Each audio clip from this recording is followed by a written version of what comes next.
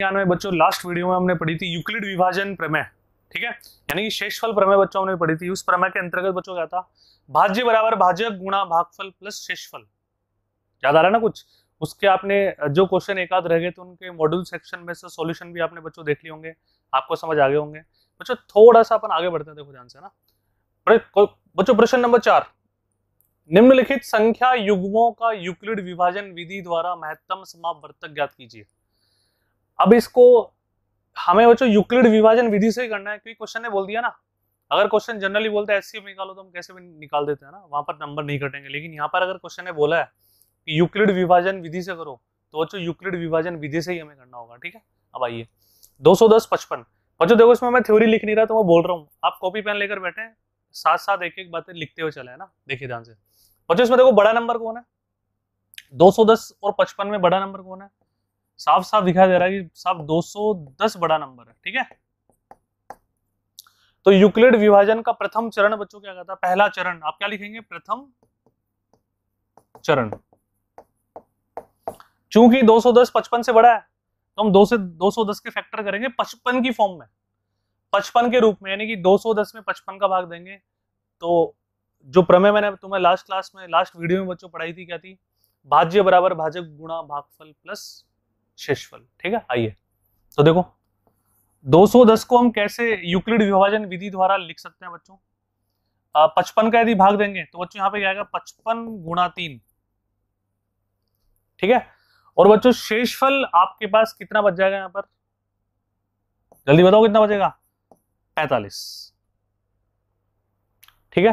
यानी कि यूक्लिड विभाजन विधि द्वारा इसको ऐसे प्रदर्शित किया जा सकता है। अब बच्चों देखो बी का मान, याद है आपको, बी का मान आर से बड़ा होना चाहिए।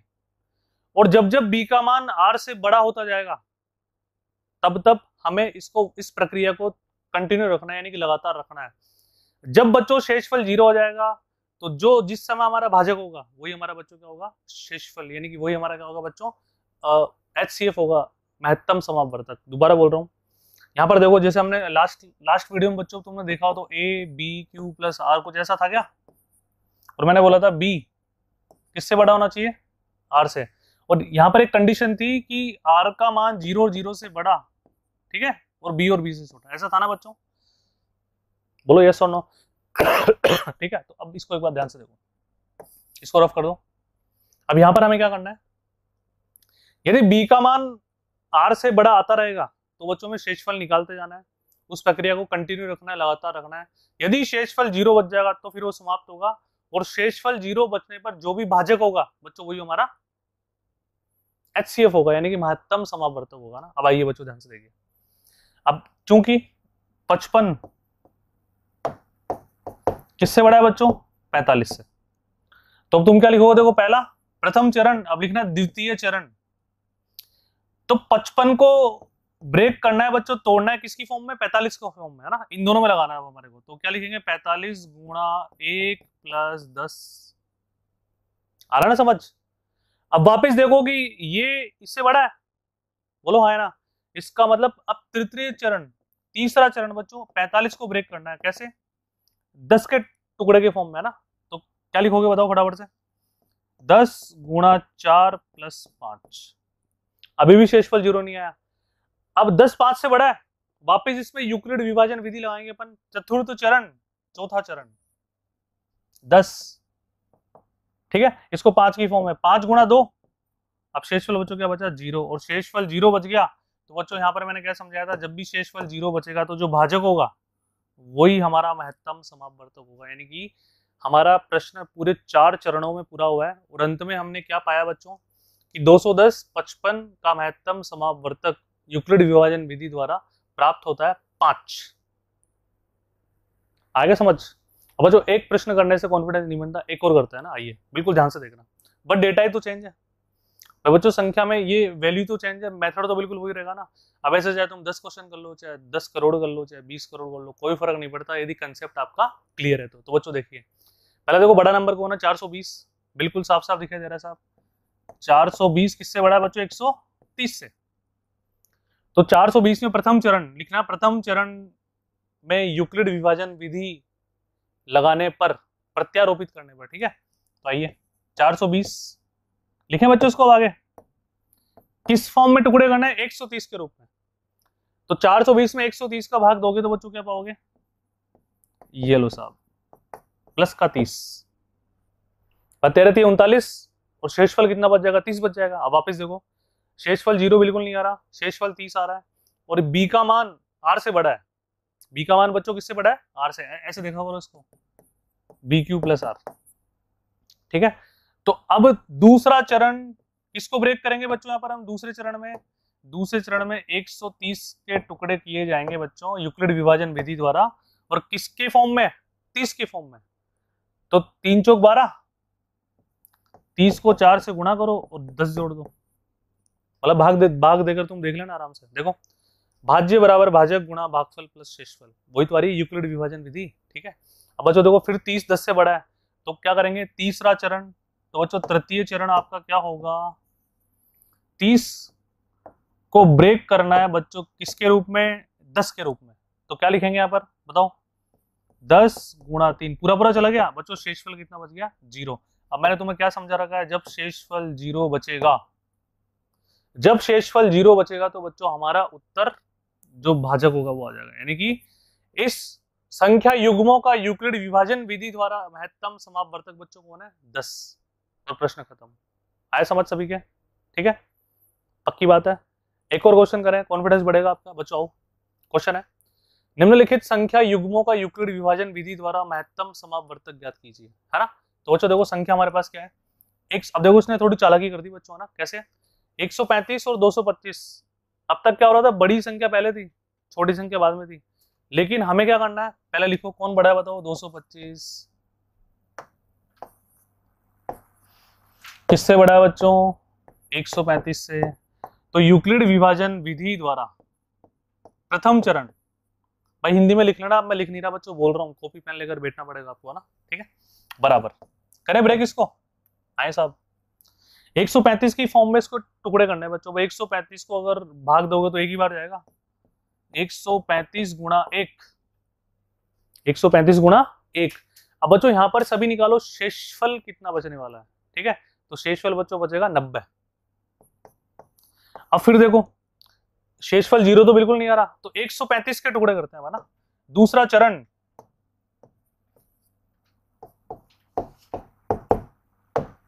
बच्चों दूसरे चरण में 90 के रूप में टुकड़े करने हैं, तो 90 गुणा 1 प्लस 45 बचा शेषफल।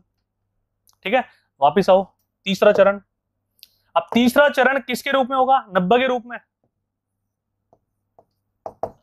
अच्छा, फैक्टर करते समय, टुकड़े करते समय बच्चों क्या ध्यान रखना है, 45 के रूप में ना, तो 45 गुणा 2 प्लस शेषफल बच्चों क्या बच जाएगा, 0। और मैंने क्या समझाया, चरण कब तक लगातार कंटिन्यू करते रहेंगे, जब तक शेषफल 0 नहीं आएगा। और यहाँ पर बच्चों शेषफल कितना गया, 0। तो साफ साफ शब्दों में कहा जा सकता है, क्या कहा जा सकता है, कि जो भाजक है 45, जो अंतिम चरण में बचा, वही हमारे इस क्वेश्चन का बच्चों क्या होगा, HCF। HCF बोले तो महत्तम समापवर्तक होगा। बच्चों समझ आया, बहुत आसान है। ठीक है, अब बच्चों देखो, इसके जो बाकी क्वेश्चन है वो मॉड्यूल सेक्शन में मिलेंगे, जो कि आपको पता है, इतने सारे वीडियोस में आपको बार बार बोला जा रहा है, तो बच्चों ध्यान रखना। अब इसमें बच्चों क्वेश्चन कितने भी आ जाए, डेटा में कितने भी चेंज कर दूं, कोई फर्क थोड़ी पड़ेगा, बार बार वही क्वेश्चन होंगे। कंसेप्ट क्लियर है, हमने 3 क्वेश्चन ढंग से कर लिए। ठीक है बच्चों, इसमें एक एप्लीकेशन वाला क्वेश्चन और करते हैं बच्चों ना, ध्यान से देखिए। यदि संख्या 408 तथा 1032 के HCF को इसके रूप में व्यक्त किया जाता है, तो ये बच्चों व्यक्ति इसमें थोड़ा गलत लिखा, व्यक्त लिखा हुआ है ना, तो इसको ध्यान रखना, व्यक्त किया जाता है तो x का मान ज्ञात कीजिए। तो बच्चों देखो क्वेश्चन क्या कह रहा है, अब यहां पर इसने ये बिल्कुल नहीं बोला कि अब यूक्लिड विभाजन विधि का प्रयोग करो, मतलब उसने जनरल बोला कि इनका जो HCF आएगा वो इस रूप में है, तो x का मान ज्ञात करो। तो बच्चों HCF महत्तम समापवर्तक आप अभाज्य गुणनखंड विधि द्वारा निकालोगे तो ज्यादा आसान रहेगा ना। तो देखो 408 के निकालते हैं, जो बिल्कुल मेरे साथ साथ चलना बच्चों। 2 का भाग 2, 2 0 4, फिर 2 का भाग 2, बोलो 1 0 2, फिर 2 का भाग 2 बच्चों 5 1, फिर 17 का भाग 2 बच्चों कितना आ गया 3, और फिर 3 और फिर 1, यानी कि 408 बच्चों। 408 के अभाज्य गुणनखंड कितने आ गए, 2 की पावर 3 गुणा 3 की पावर 1 गुणा 17। ठीक है, एक और लेते हैं, आओ अब लेते हैं 1032 क्या ना, मैं इस तरफ कर देता हूं बच्चों इसको ना, 1032 बच्चों 4 से भाग दें अपन इसमें डायरेक्ट, 4 दूनी 8, 2 शेषफल बचा, 4 पंजे 20 और 4 अंटे 32। ठीक है, वापस 2 का 2, 1 2 9, ठीक है, फिर 3 का 2 4 3, अब किसका जाएगा, 43 का जाएगा। ठीक है, तो दूसरा वाला बच्चों क्या आ गया, ये इसको इधर ले जाके इधर कर देता हूं बच्चों, समझ जाना ना। देखो क्या है, 2 की पावर 3 गुणा 3 की पावर 1 गुणा 43। बच्चों महत्तम समापवर्तक हमेशा क्या होता है, जो दोनों में कॉमन आ रहा होगा, है ना, यानी कि जो दोनों में उभयनिष्ठ आ रहा होगा, जो जनता उसमें भी होगी वही जनता उसमें भी होगी, वो हमेशा महत्तम समापवर्तक होता है बच्चों ना। अब ध्यान से देखिए, एक्चुअली अभाज्य गुणनखंड विधि होती है बच्चों, अभाज्य गुणनखंड करना तो आपको आता ही है ना, यानी कि अभाज्य संख्याओं से भाग देते हैं, 2 से 3 से, ठीक है। और एंड में जैसे मैंने भाग 4 का दिया तो वो फर्क नहीं पड़ा, क्योंकि मैंने उसको कन्वर्ट एंड में 2 की फॉर्म में किया। कैसे, ये 2 की पावर 2, ये 2 की पावर 1, तो दोनों मिलकर 2 की पावर 3 हो गए। अब देखो बच्चों कॉमन इसमें कौन आ रहा है ना, बिल्कुल ध्यान से देखना सब मेरे साथ साथ। एक तो 2 की पावर 3 दोनों में आ रहा है, और एक 3 की पावर 1 दोनों में आ रहा है, और कुछ नहीं आ रहा, यानी कि इसका महत्तम समापवर्तक HCF। 2 की पावर 3 बच्चों कितना होता है, 8, 8 गुणा 3, यानी कि बच्चों कितना होगा, 24। लेकिन ये फाइनल आंसर नहीं है, क्योंकि फाइनल आंसर लाने के लिए क्या करना पड़ेगा बच्चों, पहले इसको इसके बराबर करना पड़ेगा, फिर एक्स का मान आ जाएगा। ठीक है, तो सभी मेरे साथ साथ आ जाओ बच्चों। पेज थोड़ा सा कम पड़ रहा है, इसको अपन थोड़ा सा ऊपर किसका देते हैं, देखो ध्यान से। ठीक है, अच्छा एक बार मैं इसको देख लेता हूं, क्वेश्चन क्या बोल रहा है। 1032